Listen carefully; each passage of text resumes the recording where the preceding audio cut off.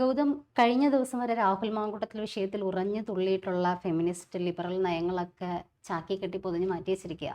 ഇപ്പോൾ നമ്മുടെ സ്വന്തം പാർട്ടിക്കാർ പ്രതിയായിട്ട് വരുന്നിടത്ത് തീരുന്നതാണ് ഇപ്പോഴത്തെ ഇടതുപക്ഷത്തിൻ്റെ ഒരു സ്ത്രീപക്ഷ രാഷ്ട്രീയം എന്നുള്ളത് തെളിഞ്ഞു. പി.ടി. കുഞ്ഞുമുഹമ്മദിനെതിരെ ഈ ഒരു കേസ് അതിജീവിത അല്ല ഞാൻ ആശ ആച്ചി എന്ന് പറഞ്ഞുകൊണ്ട് അവർ തന്നെ മുന്നിട്ട് വന്നിട്ടും ഇപ്പോഴും രാഹുൽ മാങ്കൂട്ടത്തിന് അടുത്ത പരാതിക്കാരി വന്നു എന്ന് പറഞ്ഞിട്ട് നടക്കുകയാണ് നമ്മുടെ സഖാക്കന്മാര്. ഒരു കപ്പ് ഓർമ്മയില്ലേ മുഖ്യമന്ത്രിയുടെ, ഇങ്ങനെ ഒരു കപ്പ് പിടിച്ചിട്ട് love you to moon and back എന്ന് പറഞ്ഞിട്ട്, അങ്ങനെ ഒരു കപ്പ് പിടിക്കാനായിട്ട് എന്ത് യോഗ്യതയാണ് മുഖ്യമന്ത്രി പിണറായി വിജയൻ എന്നാണ് ഇപ്പോൾ സമൂഹ മാധ്യമങ്ങളിൽ ആളുകൾ ചോദിച്ചുകൊണ്ടിരിക്കുന്നത്. എന്ത് യോഗ്യതയാണ് അങ്ങനെ ഒരു കപ്പ് പിടിക്കാനായിട്ടുള്ളത്? അതിജീവിതമാര്, അതായത് രാഹുൽ മാങ്കൂട്ടത്തിൻ്റെ വിഷയത്തിൽ വന്ന അതിജീവിതമാരൊക്കെ ഉഡായിപ്പുകളാണോ എന്നുള്ള ചോദ്യം കൂടി ഉയരുകയാണ്. കാരണം ഈ വിഷയം, കുഞ്ഞു മുഹമ്മദിൻ്റെ ഈ ഒരു വിഷയത്തിൽ നമ്മളൊന്ന് ശ്രദ്ധിച്ചു നോക്കിക്കഴിഞ്ഞ് കഴിഞ്ഞാൽ കടന്നു പിടിക്കുകയായിരുന്നു. ഇവരുടെ പോലും അനുവാദമില്ലാതെ, അനുവാദമില്ലാതെ ഇവരുടെ ശരീരത്തിലേക്ക് കടന്നു പിടിക്കുകയും ലൈംഗികപരമായിട്ട് ഉപദ്രവിക്കാൻ ഒരു ഹോട്ടൽ മുറിയിൽ ഇയാൾ തുനിഞ്ഞു എന്നുള്ളതാണ് ഇവിടുത്തെ വിഷയം എന്ന് പറയുന്നത്. നവംബർ 24 മുഖ്യമന്ത്രിക്ക് പരാതി കൊടുക്കുന്നത്. ഒരുപാട് ദിവസങ്ങളായിട്ടും കേസെടുക്കാനായിട്ട് യാതൊരു ജാഗ്രതയും കാണിച്ചില്ല ആഭ്യന്തര വകുപ്പ് എന്നുള്ളതാണ് ഇവിടെ ശ്രദ്ധേയമായിട്ടുള്ളൊരു കാര്യം. അപ്പോൾ സർക്കാരിൻ്റെ അല്ലെങ്കിൽ CPM സഹയാത്രികർ അല്ലെങ്കിൽ സർക്കാരിന് അനുകൂലമായിട്ട് നിൽക്കുന്ന ആളുകൾ എന്ത് വൃത്തികേടുകൾ ചെയ്തു കഴിഞ്ഞാലും അതിനെ മറച്ചു പിടിക്കാനും അതിൽ പരാതി സ്വീകരിക്കാനും ഇവർ തയ്യാറാവുന്നില്ല എന്നുള്ളതാണ് ഇവിടുത്തെ ഇവർ ഈ കാണിക്കുന്ന ഈ അതിജീവിത സ്നേഹം, സ്ത്രീ സുരക്ഷയുടെ ഒക്കെ സ്നേഹം, സ്ത്രീപക്ഷ രാഷ്ട്രീയം, ഇതൊക്കെ എന്തൊരു തട്ടിപ്പും ഉഡായിപ്പുമാണെന്ന് വ്യക്തമായിരിക്കുകയാണ്. രാഹുൽ കേസിൽ അതിജീവിതയ്ക്ക് സഹോദരിമാർക്കൊപ്പം ഹാഷ്ടാഗ് ഇട്ടവർ ഒരാൾ പോലും ഈ വിഷയത്തിൽ മിണ്ടിയിട്ടില്ല. ഹണി എന്തായിരുന്നു? Honey Bhaskar മിണ്ടിയിട്ടില്ല, Lakshmi Padma മിണ്ടിയിട്ടില്ല, റിനിയാൻ George മിണ്ടിയിട്ടില്ല. ഇവരാരും ഇപ്പൊ സഹോദരിമാർക്കൊപ്പം അല്ല, സഹോദരിക്കൊപ്പം അല്ല ഇപ്പൊ ഇവര്. ഇതിൽ ഇപ്പോൾ രാഹുലിന്റെ കേസിൽ വന്നത് അതിജീവിതമാര് പറയുന്ന പരാതി എന്നുള്ളതിനപ്പുറത്തേക്ക് യാതൊരു തെളിവുകളും പുറത്ത് വന്നിട്ടില്ല. പക്ഷെ ഇവിടെ കൃത്യമായിട്ടും ആശാച്ചി കൊടുത്ത പരാതിക്ക് ആസ്പദമായിട്ടുള്ള CCTV വിഷ്വൽസ് പോലീസ് കണ്ടെടുത്തു കഴിഞ്ഞു. അതായത് അവർ ഇഷ്ടമില്ലാത്ത രീതിയിൽ അവരെ പുറത്തേക്ക് ഇറങ്ങി അനിഷ്ടം കൃത്യമായിട്ടും വ്യക്തമാക്കിക്കൊണ്ട് അവർ ഓടുന്ന CCTV ഫുട്ടേജ് വരെ കിട്ടിക്കഴിഞ്ഞു. എന്നിട്ട് പോലും ഈ ഒരു വിഷയത്തിൽ പോലീസ് അനങ്ങിയിട്ടില്ല. അതായത് 33ാമത് അന്താരാഷ്ട്ര ചലച്ചിത്രോത്സവം, അതിൽ സിനിമ തിരഞ്ഞെടുക്കേണ്ട ഒരു അതിൽ ചുമതലപ്പെട്ടിരിക്കുന്ന ഒരാളായിരുന്നു ഈ സ്ത്രീ. അപ്പോൾ ആ സ്ക്രീനിങ് ഒക്കെ കഴിഞ്ഞ് ആ വൈകുന്നേരം ഹോട്ടൽ മുറിയിലാണ് ഈ സംഭവം നടക്കുന്നത്. തികച്ചും ഒഫീഷ്യലായിട്ട് വിളിച്ചതാണ് അവരെ. അതെ, അതായത് സർക്കാരിന്റെ ഒരു പരിപാടിക്കായിട്ട് ചുമതലപ്പെട്ട ഒരാൾക്കാണ് ഇങ്ങനെയുള്ളൊരു ഗതി വരുന്നത് എന്നുള്ളതാണ്. എന്നിട്ട് അവരെ പിന്നീട് പല ഉന്നതരായിട്ടുള്ള ആളുകളും നിങ്ങളിത് പുറത്തു പറയരുത്, നിങ്ങൾക്കാണ് പ്രശ്നമുണ്ടാവുക, ഇത് വേറെ രീതിയിൽ നമുക്ക് സോൾവ് ചെയ്തൂടെ എന്നൊക്കെ പറഞ്ഞിട്ട് സ്വാധീനിക്കാനുള്ള ശ്രമങ്ങളും നടന്നു എന്നുള്ളതാണ് ഈ വിഷയത്തെ ഗുരുതരമാക്കുന്നത്. ഇവിടെ നമ്മൾ ശ്രദ്ധിക്കേണ്ടത്, ഈ രാഹുൽ മാങ്കൂട്ടത്തിൽ ഈ വിഷയത്തെയും കമ്പയർ ചെയ്യുമ്പോൾ, രാഹുൽ മാങ്കൂട്ടത്തിൽ ഒരു സ്ത്രീയുടെ ശരീരത്ത് തൊട്ടിട്ടുണ്ടെങ്കിൽ അല്ലെങ്കിൽ അവരുമായിട്ട് ഏതെങ്കിലും രീതിയിലുള്ള ബന്ധത്തിൽ ഏർപ്പെട്ടിട്ടുണ്ടെങ്കിൽ അവരുടെ കൂടെ സമ്മതത്തോടു കൂടിയത്, അവരുടെ കൂടി സമ്മതത്തോടെയാണ് എന്നുള്ളതാണ്. ഉഭയസമ്മത പ്രകാരമായിരുന്നു. ഇവിടെ ഉഭയസമ്മത പ്രകാരമല്ല. ദേഹത്ത് തൊടുന്നത് അവരുടെ അവകാശമില്ലാതെ, ഒരു സ്ത്രീയുടെ ദേഹത്ത് അവരുടെ അവകാശമില്ലാതെ തൊടാൻ പാടില്ല എന്നുള്ളതാണ്. അത് തെളിയിക്കാനുള്ള CCTV ഫുട്ടേജ് അവരെന്തിനു ഓടി വരുന്നു? അതും പേടിച്ചുകൊണ്ട്. ആ മുറിയിൽ നിന്ന് പ്രാണരക്ഷാർത്ഥം ഓടുന്ന രീതിയിലുള്ള CCTV ദൃശ്യമാണ് പുറത്തു വന്നിരിക്കുന്നത്. എന്നിട്ടും ഇവിടെയുള്ള പല സ്ത്രീപക്ഷവാദികളും മൗനത്തിലാണ്.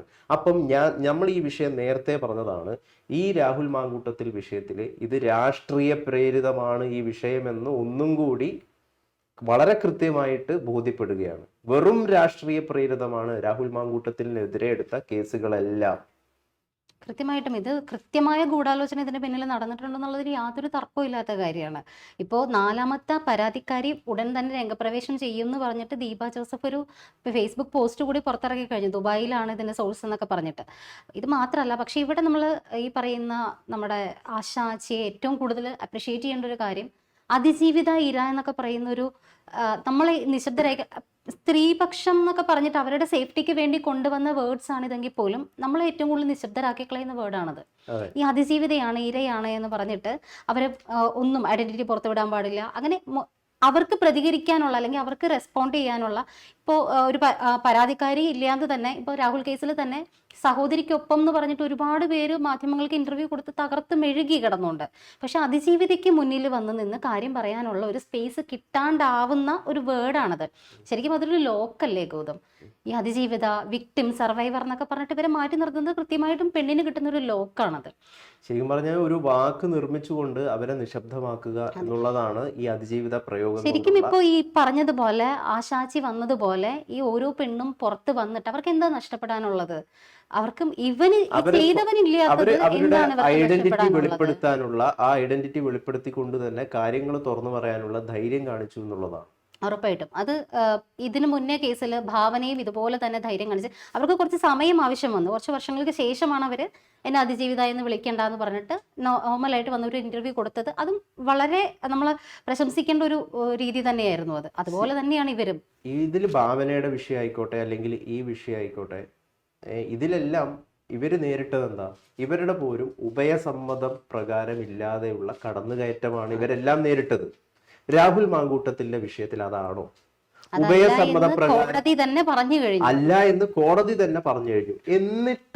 എന്നിട്ടാണ് അയാളെ നമ്മൾ ഇത്രയും കാലം ഇവിടുത്തെ മാധ്യമങ്ങൾ മുഴുവൻ വേട്ടയാടിയത്. മാധ്യമങ്ങൾ മുഴുവൻ അയാളുടെ കൂടെ ഹോട്ടൽ മുറി ഒരു സ്ത്രീ പങ്കിട്ടിട്ടുണ്ടെങ്കിൽ അത് അവരുടെ കൂടി താല്പര്യത്തോടു കൂടിയിട്ടാണ്, അവരുടെ കൂടി ഇഷ്ടത്തോടു കൂടിയാണ്. അത് നമ്മൾ ഇവിടെ നിന്ന് പറയുന്നത് ഇപ്പൊ നമ്മൾ പറഞ്ഞു കഴിഞ്ഞാൽ ചിലപ്പോൾ അതിജീവിതയെ അപമാനിക്കലാവും. പക്ഷെ ഹൈക്കോടതി തന്നെ പറഞ്ഞു കഴിഞ്ഞു, കോടതി പോലും പറഞ്ഞു കഴിഞ്ഞ ഒരു സ്റ്റേറ്റ്മെന്റ് ആണത്. അപ്പൊ നമുക്കിതിനി പിന്തുടർന്ന് പറയുന്നതിൽ വലിയ കുഴപ്പമുണ്ടെന്ന് എനിക്ക് തോന്നുന്നില്ല. പക്ഷെ അങ്ങനെ കോടതി പോലും പറഞ്ഞിട്ട് നമ്മുടെ മാധ്യമങ്ങൾ തയ്യാറല്ല. അന്ന് ചർച്ച ചെയ്തവരാരും ഇപ്പോഴത്തെ ഹൈക്കോടതി വിധി ചർച്ച ചെയ്യാനായിട്ട് നമ്മുടെ മാധ്യമങ്ങൾ ഒന്നും തയ്യാറാവുന്നില്ല. വി ഡി സതീശൻ കഴിഞ്ഞ ദിവസം പറയുകയുണ്ടായി, അതിജീവിത എഴുതിയ ലേഖനം വായിച്ചപ്പോൾ കേരളത്തിലാണ് ജീവിക്കുന്നതെന്നോർത്ത് അപമാനം തോന്നി. നവംബർ 24 ലഭിച്ച പരാതിയിൽ ഡിസംബർ 8 വരെ എന്തുകൊണ്ട് FIR എടുത്തില്ല എന്നതിന് ആഭ്യന്തര വകുപ്പുള്ള ചുമതലയുള്ള മുഖ്യമന്ത്രി മറുപടി പറയണം. ഇത്തരം കാര്യങ്ങളിൽ ഇരട്ടത്താപ്പ് പറ്റില്ല. ഒരു സ്ത്രീ താൻ അപമാനിക്കപ്പെട്ടു എന്ന് മുഖ്യമന്ത്രിക്ക് പരാതി കൊടുത്തിട്ട് ഇതാണ് സ്ഥിതി. സർക്കാരിന്റെ സഹയാത്രികർക്കും വേണ്ടപ്പെട്ടവർക്കുമെതിരെ ആരോപണങ്ങൾ വരുമ്പോൾ സർക്കാർ എത്രമാത്രം ലാഘവത്തോടെയാണ് അത് കൈകാര്യം ചെയ്യുന്നത് എന്നതിന്റെ ഉത്തമ തെളിവാണ് ഈ സംഭവം. മുഖ്യമന്ത്രിക്ക് നേരിട്ട് നൽകിയ പരാതിയായിട്ടും 14 ദിവസത്തോളം നടപടിയെടുക്കാതെ അത് വലിച്ചു നീട്ടിക്കൊണ്ടുപോയത് മുഖ്യമന്ത്രിയുടെ ഭാഗത്തു നിന്നുണ്ടായ വലിയ തെറ്റാണ്. മുഖ്യമന്ത്രിക്ക് നൽകിയ പരാതിയിൽ 2 ആഴ്ച കഴിഞ്ഞിട്ടും FIR രജിസ്റ്റർ ചെയ്യാത്തതിൽ ഏറ്റവും വലിയ പ്രതിഷേധമാണ് സംസ്ഥാനത്ത് നിന്ന് രൂപപ്പെടേണ്ടത്. കുറ്റാരോപിതർ ഭരണപക്ഷത്തോട് അടുത്തയാളായതിനാലാണ് പോലീസിന്റെ ഭാഗത്തു നിന്ന് ഇത്തരത്തിലുള്ള നിസ്സംഗത എന്നൊക്കെയാണ് അദ്ദേഹം പറയുന്നത്. പിന്നെ പറയുന്നു, തൻ്റെ ഐഡന്റിറ്റിയും ലൈംഗിക അതിക്രമം നടന്ന ആളുടെ വിവരങ്ങളും അടക്കം പറഞ്ഞതാണ് അതിജീവിത മാധ്യമങ്ങൾക്ക് തുറന്നെഴുത്ത് നടത്തിയത്. പുരോഗമന മൂല്യങ്ങൾ അവകാശപ്പെടുന്ന സാംസ്കാരിക സ്ഥാപനമായ കേരള സംസ്ഥാന ചലച്ചിത്ര അക്കാദമിയുടെ ഔദ്യോഗിക ചുമതല നിർവഹിക്കുമ്പോഴാണ് ഇത്തരത്തിലുള്ളൊരു കാര്യം സംഭവിക്കുന്നത്. അതായത് സർക്കാർ സംവിധാനങ്ങളുടെ കൊടക്കീഴിൽ നിൽക്കുമ്പോൾ പോലും ഒരു സ്ത്രീ സുരക്ഷിതയല്ല എന്നാണ് ഇവിടെ പറയുന്നത്. പിന്നെ എന്ത് സ്ത്രീപക്ഷമാണ് ഇവർ മുന്നോട്ട് വെക്കുന്നത്? പിണറായി സർക്കാർ മുന്നോട്ട് വെക്കുന്ന സ്ത്രീപക്ഷം എന്താണ്? സ്ത്രീകൾക്ക് എന്ത് സേഫ്റ്റിയാണ് ഇവർ കൊടുക്കുന്നത്? അല്ല, എനിക്ക് ഇത് പറയുമ്പം ആലോചന ഓർമ്മ വരുന്നത് റിനി ആൻഡ് ജോർജിനെയാണ്. പിന്നെ അതുപോലെ ഹണി ഭാസ്കറിനെ പോലുള്ളവരെയാണ്. ഒരു ഉളുപ്പുമില്ലാതെയാണ് അവർ വളരെ ധൈര്യസമേതം രംഗത്ത് വന്ന് പറഞ്ഞത് രാഹുൽ വിഷയം അല്ലെങ്കിൽ അയാൾക്കെതിരെ കേസെടുത്തത് രാഷ്ട്രീയ പ്രേരിതമേ അല്ല. എങ്ങനെയാണ് അവർക്ക് അതിജീവിതകൾക്കും കൂടെ നിൽക്കണ്ടേ? അവര് രാഷ്ട്രീയം നോക്കാതെ എല്ലാ അതിജീവിതമാർക്കും ഒപ്പം അവര് നിൽക്കട്ടെ. ഇവര് CPM-ന്റെ പക്ഷം നിന്നുകൊണ്ട് മാത്രം, അല്ലെങ്കിൽ CPM നേതാക്കൾ പ്രതികളായിട്ട് വരുന്ന കാര്യങ്ങളിൽ മാത്രം സഹോദരിമാർക്കൊപ്പം ഇല്ലാതെ മറുകണ്ഠം ചാടുന്നത് രാഷ്ട്രീയ പ്രേരിതമല്ലെന്നാണോ പറയുന്നത്? പ്രതി CPM അനുകൂലിയോ CPM നേതാവോ ആയി കഴിഞ്ഞാൽ ഒരാൾ പോലും, ഇവിടുത്തെ ഫെമിനിസം പറയുന്ന ഒരാൾ പോലും അതിജീവിതകൾക്കൊപ്പം #, ഇടുന്നില്ല, സഹോദരിമാർക്കൊപ്പം #, ഇടുന്നില്ല, അവൾക്കൊപ്പം ഇല്ല, ആരുമില്ല. ചർച്ച ചെയ്യ പോലെ ഡോക്ടർ ആച്ചി ജോസഫ് അവർക്ക് വേണ്ടിയിട്ട് #, ഇടാൻ ഹണി എം വർഗീസ് ഈ ഹണി ഭാസ്കറിനോ അല്ലെങ്കിൽ ഈ പറയുന്ന ലക്ഷ്മി പത്മയ്ക്കോ റിനി ആൻഡ് ജോർജിനോ സാധിക്കുമോ? അല്ലെങ്കിൽ ധൈര്യമുണ്ടോ? ഇവൻ ഷഹനാസിനെങ്കിലും സാധിക്കുമോ? ഇവര് അതിജീവിതയാണോ യഥാർത്ഥത്തിൽ? അവരുടെ കോൺസെപ്റ്റിൽ ചിലപ്പോ ആശാച്ചി ഒരിക്കലും അതിജീവിത ആയിരിക്കില്ല. അവരുടെ കോൺസെപ്റ്റിൽ ഇതുപോലെ രാഹുലിനെതിരെ ഉള്ള ഈ സത്യം പറഞ്ഞിട്ടുണ്ടല്ലോ, നമ്മുടെ ചാനലുകൾക്ക് മസാല കഥകൾക്കുള്ള സ്കോപ്പ് ഒപ്പിക്കുന്നവർ മാത്രമാണ് അതിജീവിതകൾ. അല്ലാണ്ട് ഇങ്ങനെ ധൈര്യസമേതം ഇതുപോലെ ഒരു എഡിറ്റോറിയൽ എഴുതി ഞാൻ അതിജീവിതയല്ല എന്ന് പറഞ്ഞുകൊണ്ട് അവർ പോരാട്ടത്തിന് മുന്നോട്ട് വരുന്നവരൊന്നും ഇവർക്ക് അതിജീവിതന്മാരല്ല ഗൗതം. അതിജീവിതയ്ക്ക് ഇവർ കൽപ്പിച്ചിരിക്കുന്ന മാനം വേറെന്തോ ആണെന്ന് എനിക്ക് അപ്പം തോന്നുന്നു. ഇത്രയേ ഉള്ളൂ, എന്റെ പാർട്ടിക്കാരനാണ്, കമ്മിയാണെങ്കിൽ എന്ത് തെറ്റ് ചെയ്തു കഴിഞ്ഞാലും ഞാൻ സംരക്ഷിക്കും. അവർക്ക് ഓൺ പ്രൊട്ടക്ഷൻ ഉണ്ട്, തീവ്രത മെഷീനൊക്കെ ഉള്ളവരാണ്. കാരണം നമ്മളെ ആളായതുകൊണ്ട് നമ്മൾ സംരക്ഷിക്കും. ഈ നിലപാട് സ്വീകരിക്കുന്നവരൊന്നും അതിജീവിതമാർക്കൊപ്പമല്ല.